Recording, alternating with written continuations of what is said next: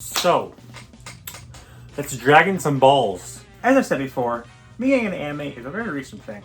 While I think I've been able to catch up pretty well, some things slip through the cracks. And the biggest one is, of course, Dragon Ball. Arguably the most iconic anime of all time. What got a lot of people into the medium, and really long. I was always interested in Dragon Ball. I like the character designs. Goku was fun to play with in Smash Bros. 2. Memes are a thing. And I'm a Versus fan, so I'm legally required to know Dragon Ball. At least I know bits. I never really engaged a lot in the series, so I can't tell you any major story beats, but I can tell you how many universes Vegeta destroyed by taking a nasty dump or something. Oh, and whenever I have nothing to say, I just randomly blare out Goku.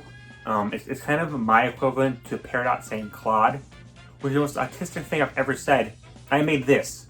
Also, they're in Fortnite. Being in Dragon Ball isn't an if, it's a when. I really like the idea of Dragon Ball, it's just, a big time sink. I just don't know when Fate's gonna force me to do it. Well, I don't know when Fate will force me, but I know my friend Viz will. Basically, I made this giant tier list and said if anyone filled it out, they get a video request. Within reason. This was her idea. Now, usually I'd shoot down having to watch something, but it's only 13 movies.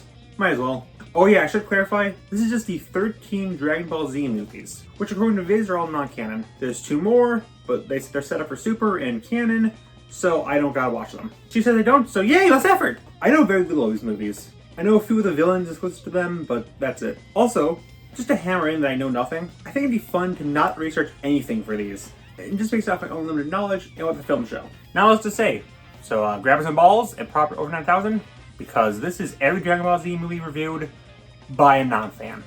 We're going in release order, to what other order could we possibly go into. So we start with Dead Zone. The film starts with Piccolo being wild colored by Mr. Game & Watch, and Chi-Chi getting kidnapped by some guy with Rick Sanchez's haircut. So we're in good hands. They don't really explain this well for newcomers like me, but it's not hard to understand. Actually, take that back. Why is there Triceratops Rainbow Road that's split into a billion pieces? It turns out that the previous mission attacks were done by Garlic Jr., who's looking for the 4th Dragon Ball. He likes to do generic bad guy things, like ruling the world, and making it fairly impossible for me to look at him without burning my eyes. Junior sends his minions against him, but after Goku beats them all by simply flexing, they take the form of every generic 80s toy and engage in a brief fight, which, I will say, most fights in these films are pretty good. I won't repeat that. Someone runs away using freaking Flintstone sound effects, so that's based. This film is fine. I just really wish Krillin got peed on. Holy frick! The rest of the film, which is pretty short, it's only 45 minutes, it's mostly just the fight with Garlic Jr., but hey, it's a good start. Then Piccolo ends saying he'll eventually beat Goku. You might want to sit down for this, buddy. The next film is called World's Strongest. Holy frick, they made a movie about Uncle Grandpa? Turns out this guy has Dragon Balls, and has Shenron and might ice caps to unleash his master. I mean, you don't need the giant dragon guy to do that. We're doing a great job on our own. Oh, and the bottom of Shenron's mouth is green. Isn't it supposed to be yellow? Even the intro has a yellow. That's weird. Oh, and this scene happened that's really funny. Also, I don't know why, but I died laughing when Piccolo shot a laser out of his mouth. Again, no idea why. Also, there's a pig. Who is this pig? I thought I knew most Dragon Ball characters, but this guy's completely new to me. This is the Graggle Simpsons of Dragon Ball. But who cares? Turtle! This old doctor guy comes and kidnaps Bulma and Roshi, but not after Bulma does his epic dance. Also, why do all minions in Dragon Ball look the exact same? The villain, Dr. Willow, turns out to be trying to use Goku, who he dubs the strongest in the world, as a new vessel. As he already has the brains, literally, he just needs the brawn. It's honestly pretty similar to Dead Zone. Goku's friends are kidnapped, he has to fight a few minions before he can get to the main guy. Yeah. He gets frozen, and proves that he can get done, and after the villain's assistant does a laugh that's way too close to SpongeBob's, Goku gets put into the doohickey, but breaks out thanks to his pure Chanly energy. Also, it turns out that Willow isn't just a brain in a jar, he's got a mech that can overpower the combined power of Goku, Krillin, and Roshi? Why does he need Goku's body then? Overall though, it's fine. Gohan calls Goku daddy twice. I try to ruin that word for me. After that is a tree light. It touches a forest fire, and Gohan standing on a dragon from a falling tree. Alright, cool, we got the dragon. Now let's take his balls. Oh boy, it's been 5 minutes in a Dragon Ball movie. Oh, holy Shenron was here. Oh, thank God! He doesn't start the plot for this one, though. Instead, there's this new Saiyan guy, Turles, checking in on Earth. And to find out Goku hasn't destroyed a planet like expected, they arrive at a planet tree. Huge Lorax fans. Now, there's 2 types of trees in fiction. Non-sentient and evil murder tree. This is an evil murder tree. It's so fun to see how every movie is about something like on a little planet. Do you remember how the show had an entire episode about Goku getting his driver's license? So King Kai tells Goku of the dangers of the tree, And like, I know of King Kai, but nothing about him. So it's a little weird non-DBZ fan me to see Goku suddenly get jump scared by a blue short man in a different reality, tell him that Superman has no limits or whatever, and it's just treated as completely normal. You know the deal. The gang defeats the butt-headed minions before the big guy comes in. He then forces Gohan to return to Monkey. I do like Goku not fighting someone, with fighting being his whole thing is pretty refreshing.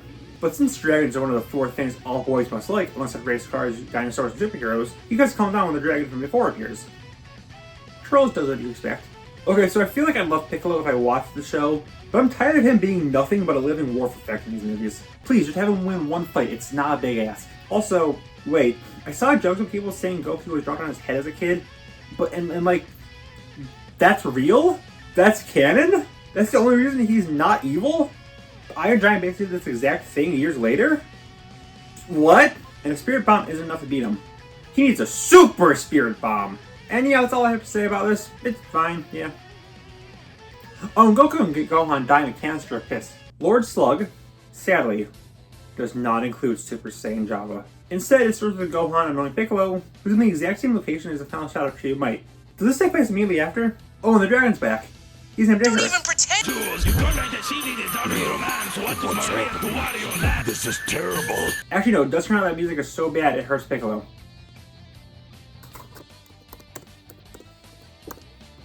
Turns out there's a meteor coming towards Earth, but they can't destroy it since there's life on it.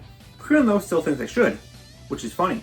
Turns out the meteor is full of people who you want to, you guessed it, destroy Earth. Lord Slug also used the Dragon Balls to make himself immortal, and the rest of the film is just fights and shockingly good rock music. Don't know much to add besides that, honestly.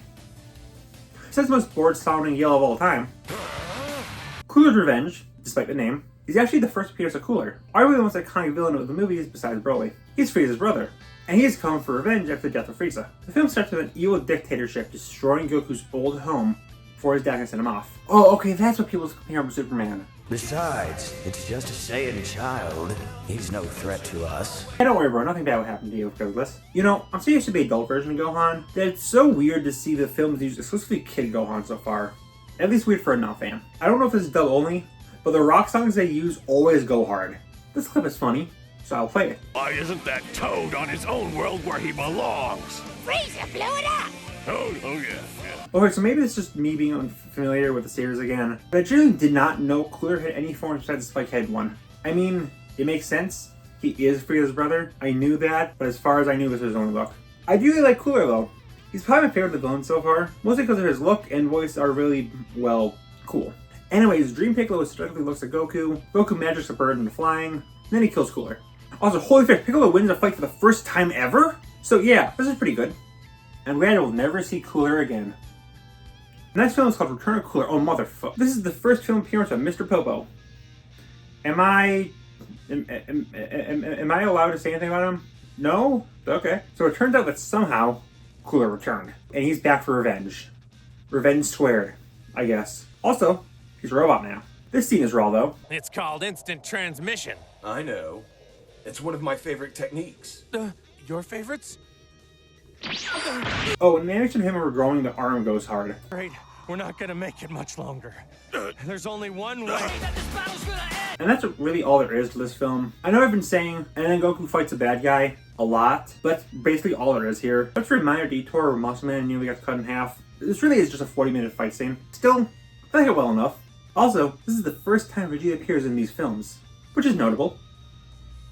First of all, I am Vegeta. So Super Android 13 takes place after the death of Dr. Garo, revealing that he had another android locked away, one even more dangerous than the others. So of course the hard cuts to the heroes in them all. Roshi is interested in seeing women all across the world, and he says he wants to meet Miss Spain. But I misheard it. Miss Spain? Anyways, here's something more important. The most thug gangster villains of all time. Holy heck, they're so cool. Oh, and Trunks is here now. You know, watching these films is like watching a TV show and skipping every other season. People just appear and disappear. Also, why is there a furry in this elevator? I found out there's a bunch more androids, with the main one being 13. He says this. Don't you lecture me with your $30 haircut. Wait, this is where this is from? This line was a meme for a time. To the point where there's a website where you could remix it and put a ton of sound effects after, but I never knew it was from Dragon Ball. Like what the heck, man? Again, now it's to say here, I really like this one. The sudden appearances of Vegeta and Piccolo were hype. Bandits were fun. Yeah, I know this one. Is it over? Not to the fist jumps. It's over. Broly, the legendary Super Saiyan, introduces Broly, pretty easily the most iconic of the movie villains, before he was added to the official canon in Super. A ship with a Saiyan on board arrives, and the gang will check it out, and find the Saiyan's son, Broly, who his dad is controlling with a mind control device. Broly, I know, is super divisive between fans. Some like him for his cool fight scenes, and he's one of the strongest characters in the series, and others just like him for having no real personality, and, of course, his infamous backstory with hating Goku, because he was constantly crying when they were both babies. Turns out, though, that his father, Paragus, isn't a good guy. In fact, he wants to destroy Earth. Because who doesn't at this point? If you said a villain just wants to rob a bank or something. And then, stay with me, a big fight happens between Goku and Broly. It's maybe the best fight so far, but it also doesn't give me a lot to say. Okay, besides Piccolo grabbing and dragging Vegeta by his neck like he's a baby kitten, after that is Bojack Unbound. Oh no, he started drinking again! So this starts not only with a completely unnecessary death of a cameraman, but also the first film appearance of Mr. Satan, the best character in Dragon Ball. I don't make the rules. Oh, and Gohan's growing up a bit, but not fully an adult yet. More importantly, Goku is freaking dead. Yeah, sorry to drop that onto you. Not sure what killed him this time. Keyword is this time. Since death matters in Dragon Ball as much as it does in comics, the film really starts with a tourney between various combatants, including Piccolo, Trunks, and Gohan, which is very fair. Eventually, some aliens come in though, and getting to stop them. They're led by Bojack, a powerful warrior who was once sealed, or released by accident after planet exploded. Of course, this is a very fight-heavy film, but the abilities these guys have are a bit more unique compared to the standard ki blast most of the bad guys have. So I do like this one. Bojack is a cool villain too, especially when he becomes his ultimate form. The rich king of evil Ganondorf. Oh, and I know there's this whole joke about how Goku's a bad father, but this film alone disproves it. He literally stopped being dead to protect his son. Bro, my dad isn't even around for me when he's alive. Also, why is the fist taking the bathroom? Broly's second coming is when Broly comes to me again. Broly survived his initial attack, and he's back again. It starts with Videl, Trunks, and Gohan finding a crystal, alongside a crazy village group. No, I don't know the difference between Goten and Gohan, or what a Videl is.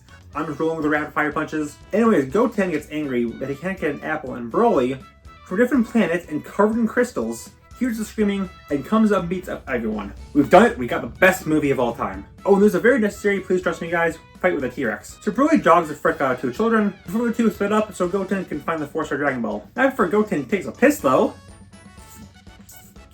Thanks, that was very necessary. So Goten gets all 7 Dragon Balls and calls Shenron, which made me realize it's been a bit since we've seen good old Great Mushu, huh? But that doesn't work for some reason. So Goten runs off, trying to find a larger space to summon him, as Trunks, well, Trunks gets eaten.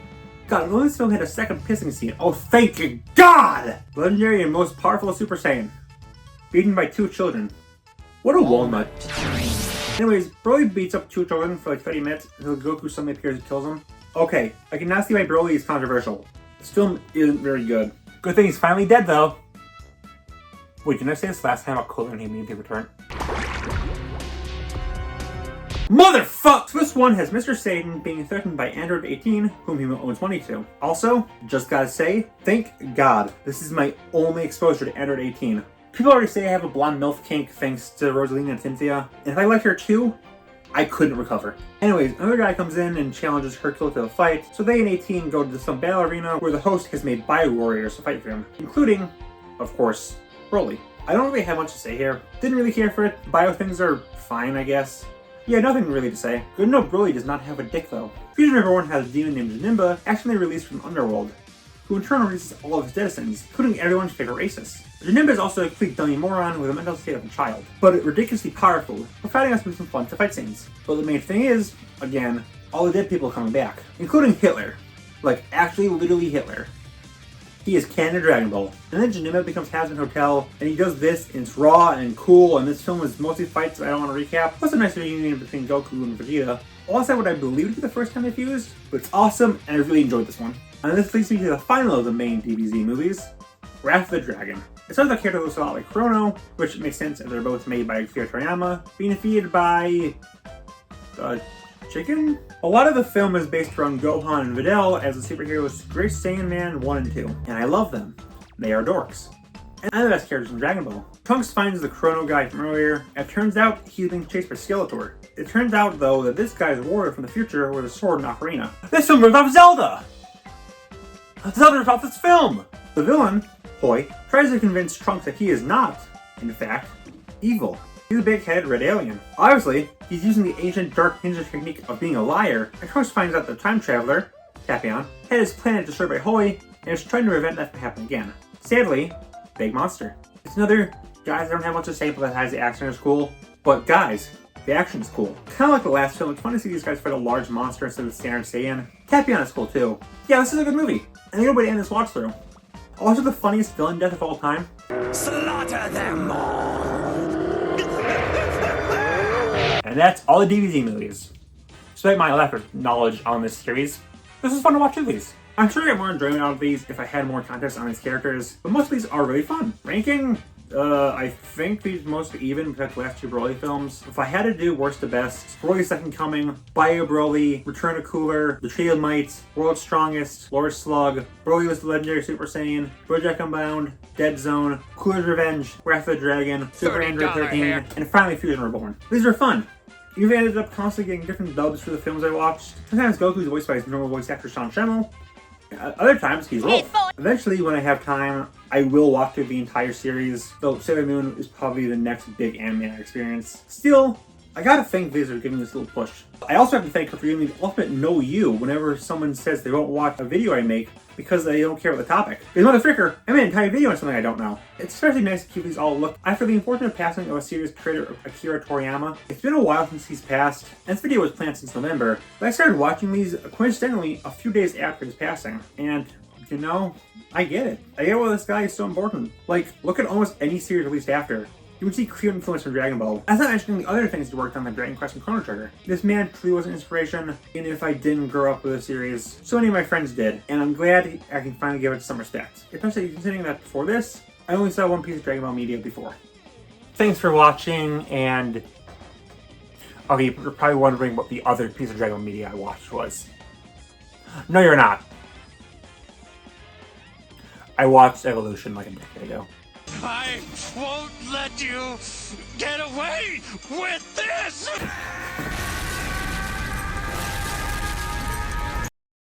I would bother to explain, but you won't live long enough to care.